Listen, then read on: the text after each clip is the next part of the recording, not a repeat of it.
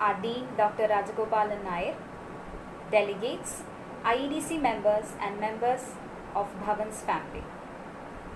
Bhavans Royal Institute of Management under the aegis of Bharatiya Vidya Bhavan is renowned for its holistic academic endeavors for human development. This evening, our Innovation and Entrepreneurship Development Center, Bhavans IEDC, is organizing a platform for a different learning experience and are delighted to invite you all for the talk session organized by Bhavans IEDC with Mr. Jofin, the founder and CEO of Totto Learning, to guide us today. He is a BTech holder in Computer Science from Cochin University of Science and Technology, Kalamassery, passed out in 2010, and has also acquired the training of business leadership from Indian School of Business. He was also the General Manager of Full Contact Incorporated and Head of Operations India, leading the scale-up of the team to a 170-member organization, and was also responsible for growing and managing the Full Contact India operations. He co-founded and also headed as the COO for a startup Profoundis and built Vibe, a sales data intelligence tool, which went on to gather 100 plus subscribers. Prior to that, Mr. Jofin had a brief stint with the Infosys, where he worked as a system engineer in 2010 on enterprise solutions in the banking and insurance domain, and later was honored the Infosys Special Recognition Award. He is also the co-founder of OpenNode Labs, where his contribution as the coder, marketer, and operations manager was delightful. With immense pleasure, I cordially invite you to this session, sir. Now, I invite Ms. Steffi Paiva, the CEO of Bhavans IEDC, to moderate the interview. Good evening, sir. Good evening, Rajgopal sir, and good evening, Jofin sir. Good evening. How are you? So, how are you doing? Doing good. Thanks for having me. Thanks for inviting me in here. It's a pleasure to have a conversation with you. So, the students of Bhavans Royal Institute of Management are very happy to have you as a resource person of today. So, my first question is, how was your transition from a techie to a business entrepreneur? Was it a dream nurtured from childhood, or was it like a quick decision? So it was not even a decision would be my quick answer. It was actually by chance, I'd say, right? So when we started off, we always had this this interest towards entrepreneurship, wanted to start off something right from college. So we had this small attempt, I would say, not much of a startup as such, called OpenNode Labs right in college, where we used to actually do certain things. There, I used to be full-on techie, if you may call it that way, right? So, but at the same time, customer interactions and even a bit of sales and everything was part of the job. Being a 3 or 4 member team and just doing everything that you can to get things done, right? So that was what we were doing at that point of time. And in 2012, when we got started, it was actually a group of 4 engineers, right? So 4 engineers coming together and starting a startup, thinking that probably technology is the only piece of it, and knowing technology would make you do things. But soon we realized that that's not the case, right? So just with technology, we couldn't go forward. There is product, there is sales, there's marketing, there is business development, there is corporate development, funding, all kinds of stuff out there, right? So slowly, what happened is naturally, 2 of us, among the founding team of 4 people, 2 of us gradually moved into, or rather more and more non-tech pieces came into our plate. And at some point of time, it became so full that we couldn't take up core technology activities. So it was not a childhood dream to be a non-techie. My childhood dream was always being a techie, but and it was not a well thought out decision as well. It just happened that way, right? And it actually calls to the importance of a mix of these 2 skills, right? So in a startup, in a technology startup, the business person as well as the technology person, everyone should understand technology. It's very important that that way I was lucky because I could understand, I still can understand technology is a great thing. I mean, I was lucky enough for that, which actually calls to your line of studies as well, right? So you are most of you, many of you might have come from technology background into whatever stream that you've chosen right now. So it is very important that that mix is very critical in a startup, and you are in the right path, right place about having that right mix. So I do not have a formal business education, I came in by chance, but I'm sure many of you have taken a very deliberate decision to get to that path, which is great.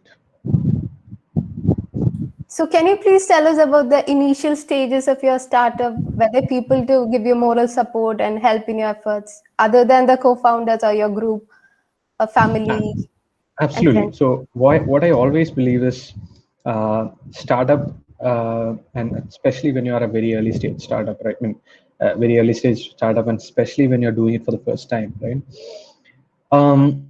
The support that you get from outside is everything, right? So there was a mentor of ours who used to tell us, see, now, we start a startup, and at some point of time, some people decide to help us. That's when we become successful, right? It is so important that we wouldn't be able to do anything without that help. So definitely moral support and support otherwise, in all means, there were a lot of people around us at different points of time who supported us, helped us. It might be advices that they give, it might be connections that they give, connecting us to a couple of people in a lot of ways, right? So because of these mentors, the learning curve for us after starting up was really steep. It was amazing because we were learning continuously from a lot of people. So again, another factor which I believe we were lucky enough to was to surround ourselves with like really great mentors whom we could go to, who could talk, who would give us advice, give us directions and everything throughout this journey. So we had an amazing set of mentors. Yes. Right. So, as a person coming from technical background or having technical field, was it easy for you to handle the marketing and finance side of the business, which is as important as the quality of the product you have launched? So if I say, I mean, there are certain things which are easy and certain things which are very difficult. And to be extremely honest, finance is still difficult for me, right? So Right. I don't enjoy it. I understand it, but I don't enjoy it. So I see numbers and I go like crazy, right? But at the same time, marketing and sales and those kind of things came in and occurred naturally, and it was pretty fine, right? So, and one good thing about not having a formal education or a formal training on these kind of things is you tend to learn from a lot of things that are practically happening out there, and that's your first exposure to this one, right? So, and generally you are doing and learning, right? And that helps a lot. So for me, marketing, sales, fundraise, business development, all those good stuff, where really it gradually, I mean, it occurred and were fairly easy, I would say, could manage. Finance and certain pieces, right? So finance, legal, and those kind of stuff.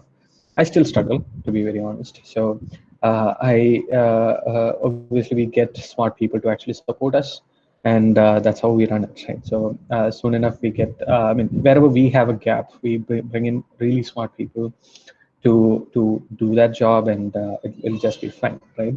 And when you are starting up, that's another point which I wanted to touch upon as well. In multiple of these kind of conversations that I've done, I've heard people saying, especially students, saying, "Oh, I don't have technology background," as an excuse, or "I'm not good with marketing," as an excuse. "I'm not good with sales," as an excuse, right? Um, what I would want to tell you is, you need not be a jack of all trades. all trades to actually start a business. You need not. Right? The only thing which you need to be really smart at is to your ability to bring in, attract smart people. That's the only thing, right? Everything else will be solved, right? As long as you have the passion, right? So if I put it that way, the two things which are required is the passion for it, and then your ability to bring in smart people, right? Because your team is what does stuff. So yeah, quick answer to your question is, for me personally, there are certain areas which were fairly easy. There are certain areas which I struggled, but I was lucky enough to have the right people with me always. So it's not easy for an upcoming entrepreneur to market their product without proper funding. So, sir, in your case, how did the finance needed for your investment came? Was it self-funded? Right. So it was. So we started in 2012. If you're talking about Profoundis, from 2012 until 2014, we did not have a successful product. Right. We failed in 3 products. We started, the first one failed, second one failed, third one failed, and the fourth one, which we actually came out with by the end of towards the second half of 2014, is what became successful. Okay.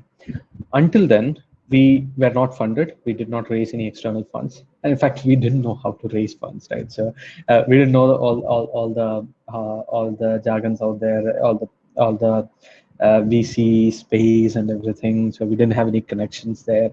So it took us sweet time. Right? So we took 2 years of time to actually get there, to raise, to bring out a proper product, and then to raise a round of funding. So until that time, we had different ways in which we sustained ourselves. There were we had these services projects that we were doing, small services that we were doing, outsourced services to support ourselves. There were a couple of grants, programs that we got into, like Startup Chile, which was a Chilean government support program, which would give us a grant. There was the Keralas Financial Corporation and other bodies who were giving soft loans and things like that. So it was multiple different methods through which we sustained ourselves until we we came up with a product, what we call the PMF, the product market fit. So until we identified that, and even it was like at least 3 or 4 months later that we actually raised a round of funding. Now, coming to your question specifically around it is what you said about it's very difficult to market yourself without funding. See, in the technology era, and especially when you're actually doing a technology product, to get started and to get somewhere, it's not true when you say that you need funding to get anywhere. Right? It's not true. There are ways in which there are multiple companies, very successful companies, without spending too much money, completely bootstrap companies. Bootstrapped is the word for those who are unfamiliar of those people, and it's basically about starting a company without raising funds. You take the company and grow it. One of the largest in that space is Zoho. Zoho, you might have heard of Zoho, big, huge billion-dollar company. They haven't raised a penny outside, right? So they completely bootstrapped, organic scaling, right? That can happen, right? So there are multiple companies. Recently, I was reading about Zerodha. So for those those of you who are into stock trading and everything, might have heard about Zerodha. So Zerodha is completely bootstrapped. They haven't raised any funding, right? It's a huge company, $1 billion again. Right? So there are companies. But then the whole strategy of going forward towards it would be completely different. You would be more looking at organic scale. It'll be slow scale, slower than what it would be if you raise a fund, etc. So don't take it for granted that funding is absolutely necessary to get your business off the ground. You can do it otherwise as well. It's fundamentally 2 different strategies. If you want quicker scale, if you want to get there faster, etc., you raise your funds. But then, of course, it comes with its own downsides as well, right? When you raise your funds, you are under tremendous pressure to perform, which can actually have a lot of impact on, I mean, the moment you raise a fund, it becomes a 0 or 1 game, right? There's nothing in between. You are either successful or failed, right? In 5 years time, it's mostly a 0-1 game, right? But if you're not funded, you get enough time to try out different things, make it successful, etc. So obviously, both are strategies, both are equally valid strategies. The whole question is, what do you want to be doing? For us, we waited until we have the product market fit and we knew that this product would scale, and then we raised a round of funding. And we actually raised only one round of funding before we got acquired. So in the new company that I'm building, Totto Learning, I decided to go for funding right from the day one, right? So I've already closed a round of funding. So that's a different strategy that I'm altogether looking at. So it can be anything, and there's no right and wrong there. It's just the way you want to be built. Right. So facing failures in the initial stages of the business will let down any entrepreneur, basically. So did you lose hope in your skills when you face such a situation in life? It's tough, but I wouldn't. I mean, if you're a true entrepreneur, I would say it wouldn't let you down, because see, firstly, for me, it was a whole different story altogether. Right. So first of all, we wanted to make the success, right? So we were 4 founders, or college mates. So staying together, we did not have a family. We did not have all kinds of, I mean, any expectations on our side. We could spend time without being under pressure, under a lot of pressure. So that all those factors actually played to our advantage. So we were having a lot of fun. So that is fundamentally what it is, right? So doing this, learning a lot of stuff, trying out different things. So I can say that, okay, this was a big tough period in our life and everything, but then I'd mostly be lying to you if I said that, right? Because we really never found that much of a it's always a sine wave. There are happy times, there are sad times, but then we never felt like we are losing it completely, because on the other side we were having a lot of fun doing it. Right? So probably if we failed another couple of more times, we probably would have been very depressed. But then luckily the 4th attempt was a success. So so obviously that is tough, right?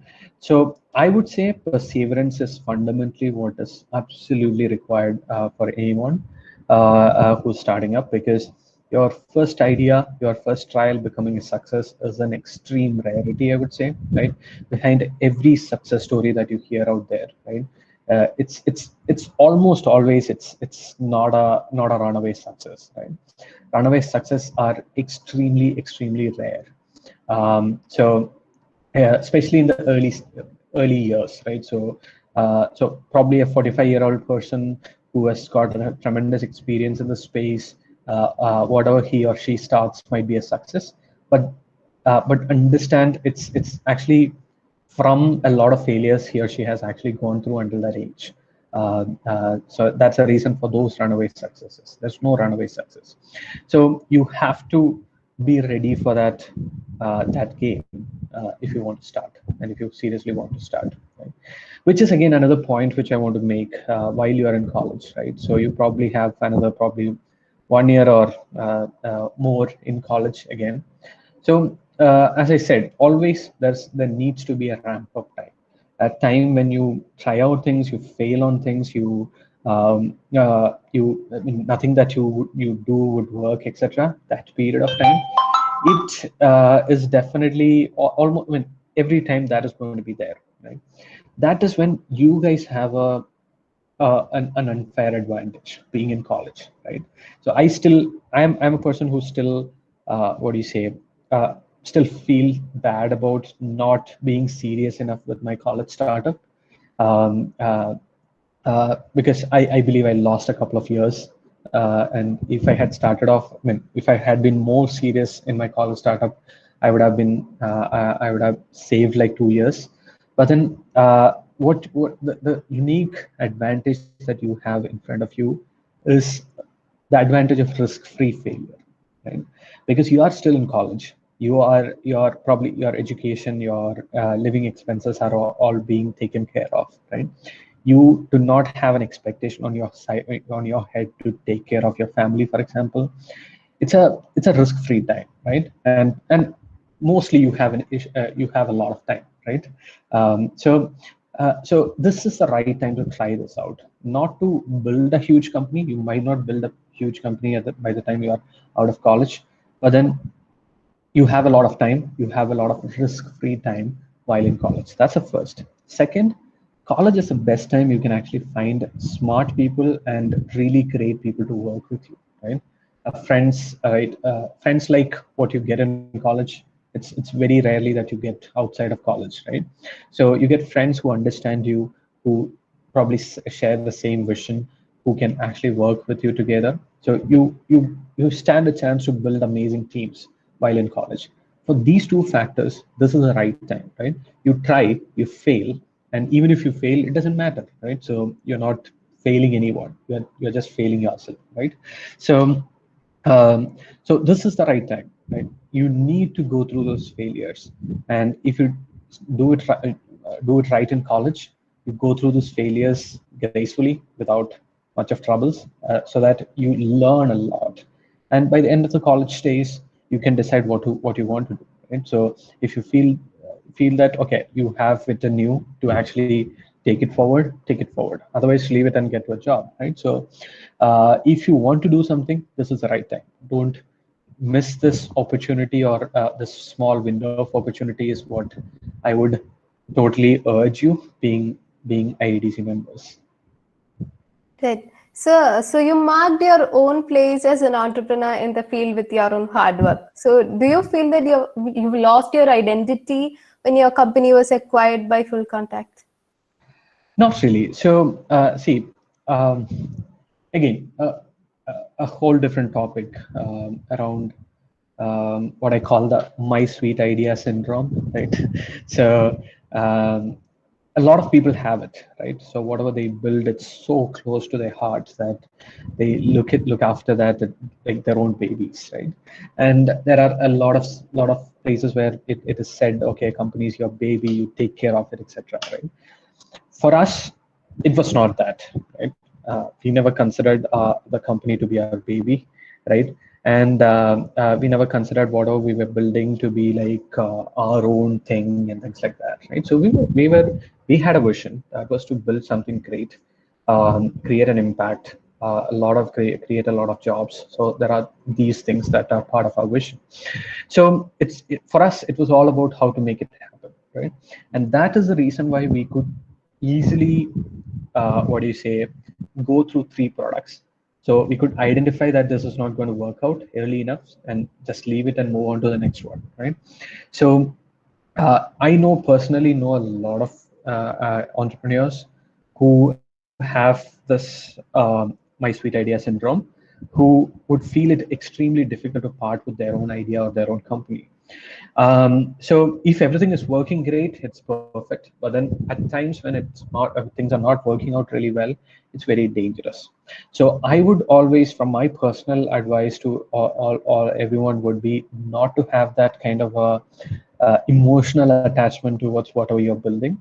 So coming to the answer to your question, we never had my sweet idea syndrome, right? So what we looked at is growing as Profoundis. There was a growth path for us, right? So we could raise another round of funds. We could grow such and such way, etc. But if we joined together with Full Contact at that point of time, there were certain key advantages that these two companies were bringing together, and our growth could be much more accelerated. That was the calculated move that we took, right? So even after that, we continued to build the company. I personally was responsible for the India office of the company, and we were roughly like 30 people when we got acquired. We grew to around 170 people. Not huge number, but still we could grow that much. And there were a lot of interesting stuff that we did. There was a lot of learning that we had, right, quickly, on a very fast pace over the last 4 years. So absolutely, I wouldn't consider, I wouldn't be worried about losing identity as such. Instead, I would say if it is an opportunity to get to your vision, right, whatever that vision is, right. For us, it was to create something of scale, something of size, something meaningful. If it gets you there, I'd say don't be worried about that identity piece of it. Right? Right. So, from your experience, how can an entrepreneur foresee challenges and opportunities and get his startup be ready for them? Yeah, tough question. Challenges come your way almost all the time, right? So fundamentally, the most important thing is uh, talk to smart people, right? So there are people in the industry who can understand. For example, COVID is coming, right? So that's probably one thing which not many people got right. But if you have people who have been there, done that, who are from the industry, etc., suggesting what you do strategically to or foreseeing challenges, um, that's the greatest assets that you will have, right? So my biggest thing would be to always surround yourself with these smart people, hear from them, take their advice, and that's the biggest channel, right? Now there are other cases where I mean, even if you do all these things, it'll be really tough to actually foresee all the challenges. Some of these challenges you have to take head on, and you should just be ready for that, right? So yeah, so it's about reading. It's about being connected with the market. It's about being connected with the industry, and of course, being in touch with smart people. Right. So, you were the general manager of Full Contact, right? Mm-hmm. So, a company which is actually established internationally, and still you left that job and started another company. What's your take on that? Yeah, see, the thing is, the reason why in 2012 we left the job I was with Infosys, left the job and started off was because I got a kick of what it is in college, right? So running that though in a very small scale, running that for a couple of years in college, though not a very serious attempt, still running that in college and then comparing to what it was at uh, Infosys uh, made our decision very easy because we had gotten that kick, right? So, and while going through this acquisition as well, we all of us already always knew that this is not going to be a lifetime thing for us, right? So we always knew that we would start off something very soon. So different people. My original co-founding team, we were 4 people. 2 of them left like 2 years later, like 2018, and started 2 different companies. Now, I was the third person to leave in this year, early this year. There's one more person left there. Probably sometime he will also leave and get started with something. So once you get that kick, you would always want to actually do that again, right? That's a fundamental. Now, and if you have to do that again, there's a lot of pieces which should come together. You should identify that thing which you want to be building, you are extremely passionate about. So that is one. Obviously, you need what do you say? You need a team. You need all the different situations around you to come together. So I would say I waited for 4 years for all those things to happen. I mean that 0 to 1 always excites me. So building something from the scratch upwards. So that is fundamentally the reason. And the second reason being I found the right idea which I should be chasing, and the right team happened, and everything fell in place. So I just went with the call, let's say. Right. So it was a pleasure to talk to you, sir. You are an inspiration to all who dream to become an entrepreneur. So would you like to give a message to the students of this institution? Absolutely, everything that I talked about, right? So, but probably one thing if I would leave is what I talked about, college being the right time. Right? So it is risk-free. It is an amazing place where you get a team, right? So whatever is your question in your mind, which is actually stopping you from starting off, right? It can be, I mean, you might be thinking about 100 different things, right? So where would I see, where would I get funding? What is the idea that I would be chasing? Everything, right? So you might have like 100 different questions in your mind which is stopping you. What I would say is you get started and you'll figure it out. Right? It's always easier than what you think it is. Right? It is always like that. Right? So when you haven't started, you might feel it very difficult, but once you have started, you will figure out things. Right? So take the plunge, take the dive, and you might not always. I mean, all of you might not be successful, but then being in college, going through this risk-free time, that gives you amazing level of learning and depth and connections and a lot of things. So and you have pretty much nothing to lose, right? You really have nothing to lose. So this is the right time. Don't be hesitant to start off. Just take the first step, right? Make that first step out there, right? And that is the most difficult thing. And once you do that, that's the most important thing as well, right? So that's the only thing that I want to leave you with, right? This is a window of opportunity that you have, a 2 years or 3 years period, where you can actually do anything and try out. It can be anything, right? So it can be it can be any simple business that you do. Remember, this might not be the thing that you would be doing 2 years later. It almost certainly will not be the thing that you'll be doing 2 years later, but it's okay, right? So build something so that you can try it out, you get the kick of it, and you identify if you really enjoy that. If you enjoy that, you'll figure out, right? So make use of this time. That's the only thing that I would want to leave you with. Right. So we have almost come to the end of this interview. It was, of course, an enlightening session for all of us. So it's time for an interactive session. The participants can either directly ask questions or put it in the chat box. Are there any questions?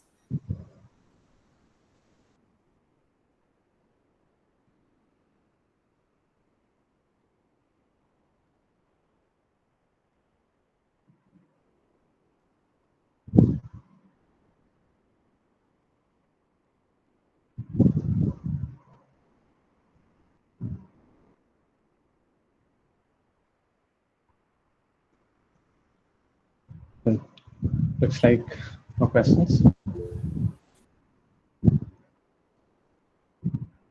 Yeah, so that's a question, I guess. Yeah, Akshaya, could you please share a situation where you faced failure? What were the steps you took to identify the drawbacks, and how did you manage to overcome the obstacles, right? So big failures or small failures, there are a lot. But then if I talk about the big failures there, so as I said, we failed in the first 3 products that we built at Profoundis. Every single failure had a different reason to it, and we were actually improving one step at a time, but still we made more mistakes. So if I were to tell one of those, so our third product, which actually we thought would be a great one, and in fact we built the product. It was something called IEDC, which was a testimonial management solution for businesses. So basically, it was to collect feedback and a good feedback and bad feedback from customers of a particular brand, and bring it together and channel the good feedback back to the website for more marketing purposes, etc. So we would go across social media, scout for everything that people talk about a brand, bring it all together, etc. Right? So it was a solution like that. Right? No matter what the solution was, we had some great initial traction. We in a 2-month period, we had around 150 plus companies who were trying us out, right? And they were at that point of time, there were companies like Redbus who had this little widget on their the I Testify widget on their website, on the homepage of their website, and it's pretty amazing. So we thought it would be a success, but what happened is um, towards probably 2 or 3 months down the line, when this trial period was over and when it was time for actually people to start paying, no, very rarely would people pay, right? So everyone enjoyed using the product. It was a good to have, right? It was, as we say, a vitamin tablet, not a painkiller, right? So they'd be happy to use it, but then they were not very keen to pay and use it. So that was one big learning for us, right? So while you're building something, there might be a lot of people who say that, oh, this is an amazing idea, I would use it. Right? But that's not the question that you should be asking the customers. Not whether you would use it, but whether you would pay for it is the right question that you would be asking. You should be asking, right? So um, uh, so that was a failure, and fundamentally what happened with this one is we were part lucky as well, I would say. So at that point of time we got, and this was going on, there were like a few, like 3 or 4 companies who started paying us and started using, but others, the 150 others were just using us for free, and then after some time just discontinuing with us. So that was a situation, and that's when we got into this accelerator program called Black Box in the US. So we had actually faced a trouble while building this thing up. Okay, so we were actually facing a challenge in the sales and marketing side, and we built a small tool. Our technology team actually built a small tool during the weekend to solve this challenge, right? And we had this tool, and we went through to this accelerator. From day one, we were actually pitching our original product, which was I Testify. And so this was a program where a lot of like interesting VCs and people from the valley would actually come in and hear your pitch and give you suggestions and ideas, etc. So whenever we're talking about I Testify, no one seemed to be very interested in it. Then like second day or third day, we started showing this other tool, the small weekend hack that we built to these investors and VCs, etc. And people were actually showing a lot more interest in that than the original product, right? So then we realized that, okay, probably there is something in it. And in fact, in a matter of like 2-3 days, we pivoted, or we switched from that product to this one as our primary product. So we did a lot of interesting stuff, and this was a 2 weeks program. So we started the 2 weeks program pitching one product, and we ended the 2-week program pitching a different product. So while you're facing failures, agility is very important, right? So your ability to let go of it and get to the next path is very important in my view. So to answer your question, Akshaya, this was one of the situations, and always there'll be situations around you to which warrant a decision that you would have to make to get out of that situation, and use those cues, use those opportunities to actually get out of it, is what I would say, right? There was so if you ask me to your question of how did you manage to overcome those obstacles, there's always a way out, right? So there's a famous TV series where the protagonists say, right, if someone puts a gun on your head and gives you a choice, understand there's always another choice, even if it's a situation where there's a gun on your head, right? So there's always a choice, there's always an option. You just have to have your eyes open and have the mind to use those opportunities. So that's what I would say. Are there any more questions?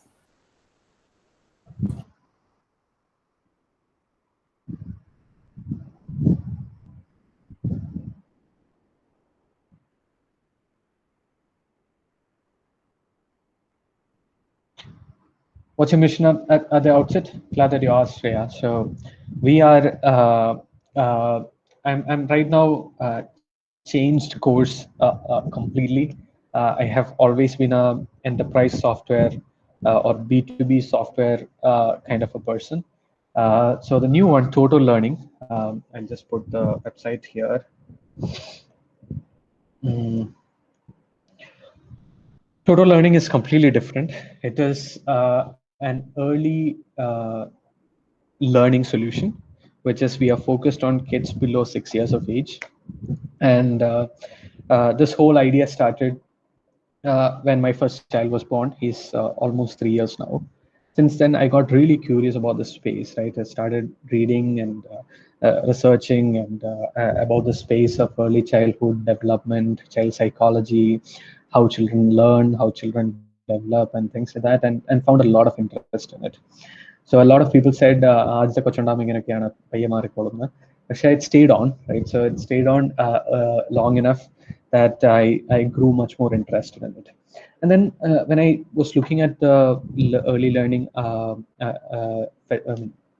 solutions available out there, which is pretty much preschools, I'd go everywhere and ask, "What do you teach?"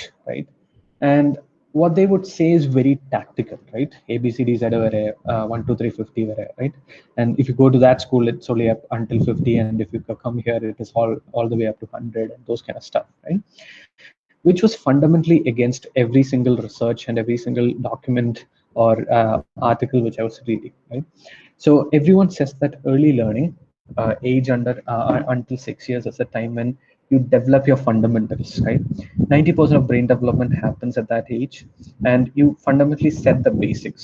So you have to look at early learning, looking at a world which is like 20 years later, when this child is actually going to the public, to the world. So if you look at a world which is 20 years later, it's not going to be tactical skill sets like simple mathematics and stuff like that, which is going to count, right?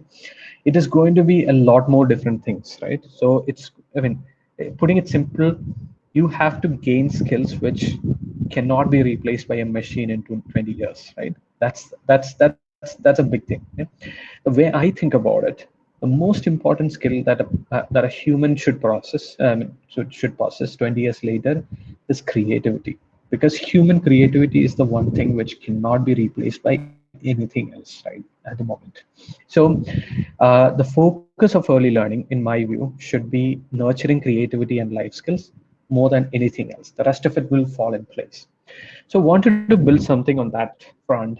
And that's when pandemic hit and all the schools were closed, kids were sitting at home, and every single preschool out there was actually starting online classes, which is even more pathetic. It might work better for higher age groups like you guys, etc. But then for small kids, it just doesn't work, right? Because that's not fundamentally how kids learn. Kids do not learn from a 3-hour session that they hear in college or school. Kids learn from experiences. So that got us thinking, how can we create something which actually delivers this experiences at home, right? Even after the pandemic, even when kids are actually going to school, I can probably see there are a few teachers here who would have kids. Even when a kid is actually going to school, like, most of the time is actually being spent at home, right? And every single interaction that the kid actually is actually contributing to the learning, right?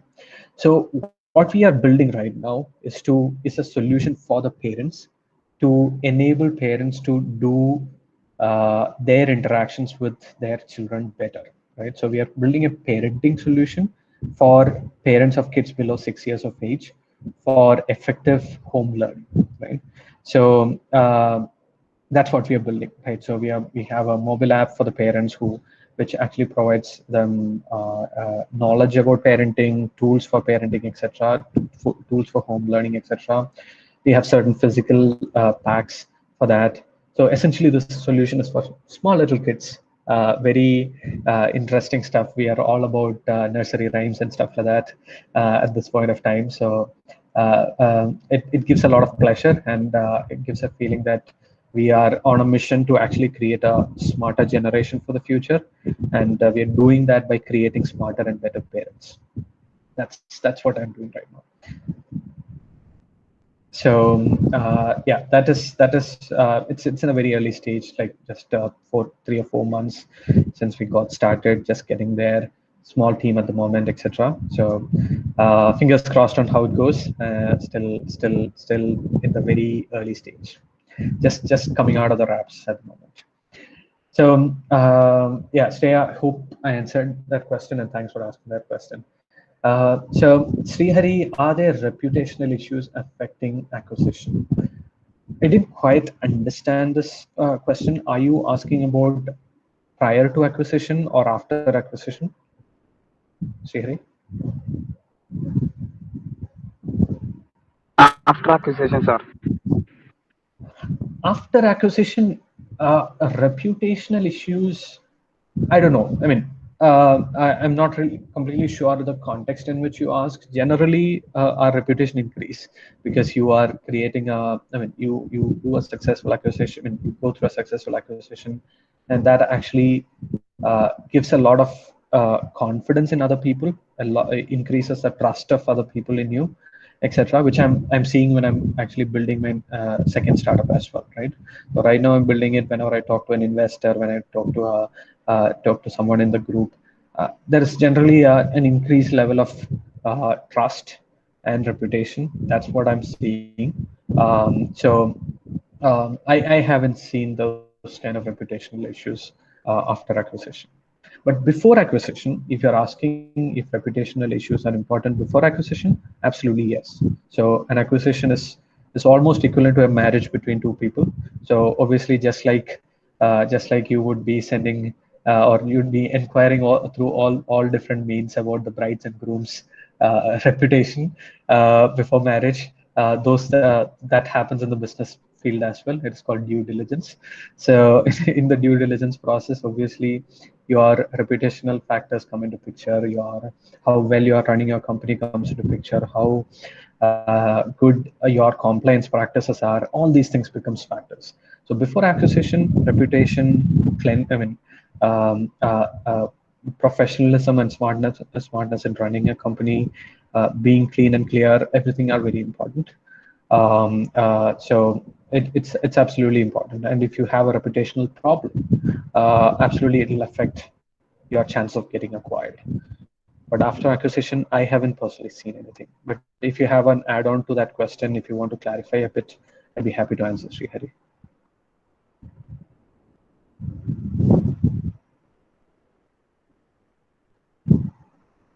Do we have any more questions?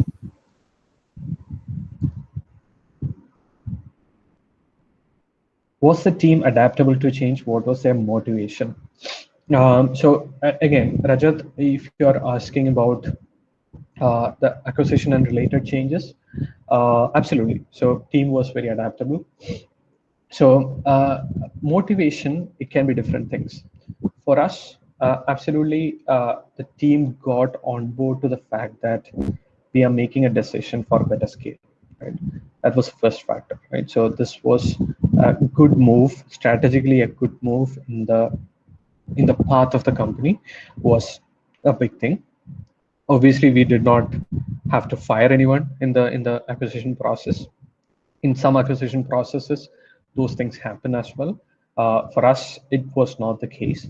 So second, generally we could actually pay off some good bonus to a lot of people in the team. That was a motivation. Absolutely, there was a whole lot of hope about we scaling up further, much faster than what we thought we would be doing. All these things were factors, right? So all these things were motivation and factors into that. And there was a whole lot of trust in the team between us, which actually got everyone on board to this decision. So that was fundamental. So generally for us, team was adaptable to change. But if I consider this as a generic question, of course, not all acquisitions are like very friendly, right?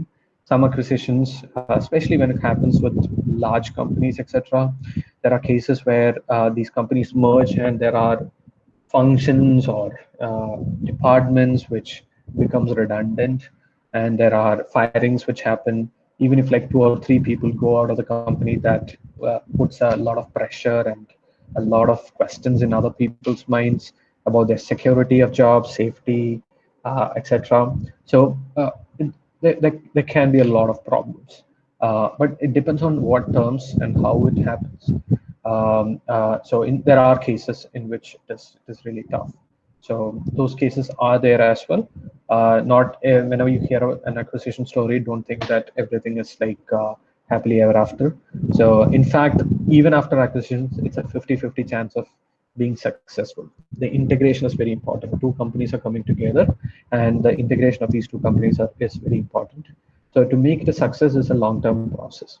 So for us, the team was very adaptable. We were a small team, right? So we were not like a huge team. We were 30 people when we got acquired.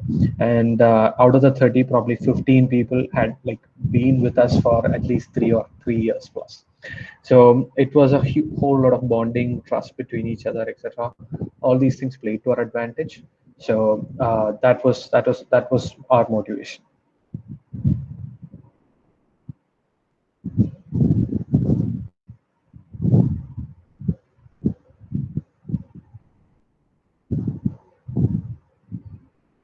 Any more questions?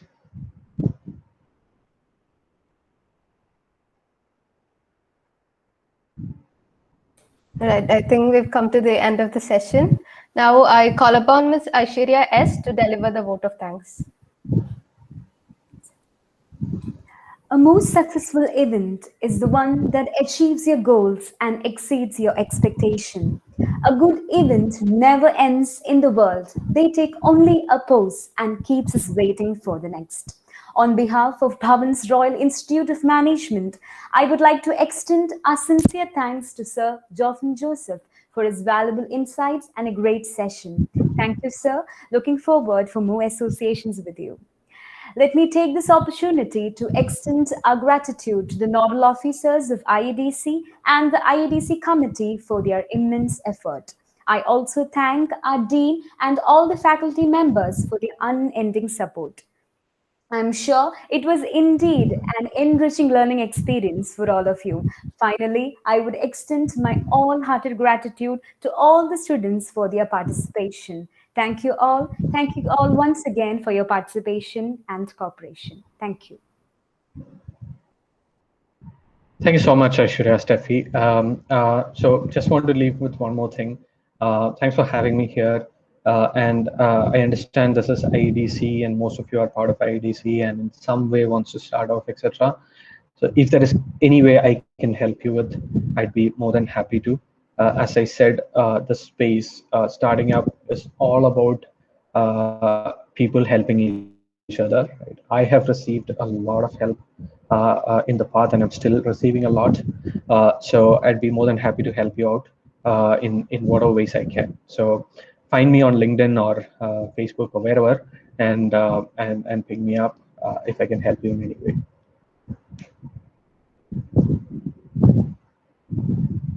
Thank you so much, sir.